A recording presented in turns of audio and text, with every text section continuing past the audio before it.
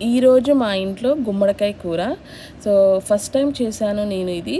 So, పెళ్ళికి ముందు ఎప్పుడు తినలేదు. పెళ్ళైన తర్వాత కూడా ఎప్పుడు చేయలేదు. బట్ ఈసారి నేను ఈ గుమ్మడికాయ కూర అనేది చేశాను. టేస్ట్ చాలా బాగా వచ్చింది. మా చిన్న బాబు కోసము ముందే కారం వేయకుండా మంచి ఫైబర్ ఉన్న పీసెస్ తీస్తున్నాను. సో, తర్వాత మాకు కారం వేసి మిక్స్ చేస్తాను.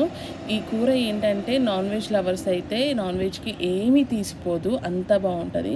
వెజిటేరియన్స్ అయితే మంచి ఫైబర్ ఉన్న కర్రీ అనమాట. మీరు ఆరామ్సే కళ్ళు మూసుకొని ఈ కూర చేసుకొని తినొచ్చు, ఎంజాయ్ చేయొచ్చు. అంత టేస్టీగా ఉంటది.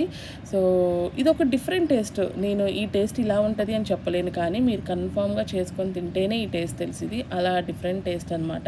ఈ పంకిన్ పైన తోలు అనేది గట్టిగా లాగేసేయమాకండి. చాలా లైట్‌గా లాగండి. ఎందుకంటే తొందరగా కరిగిపోతదనమాట కూరలో. మనకి పైన తోలు అనేది కూడా మోస్ట్ ఇంపార్టెంట్.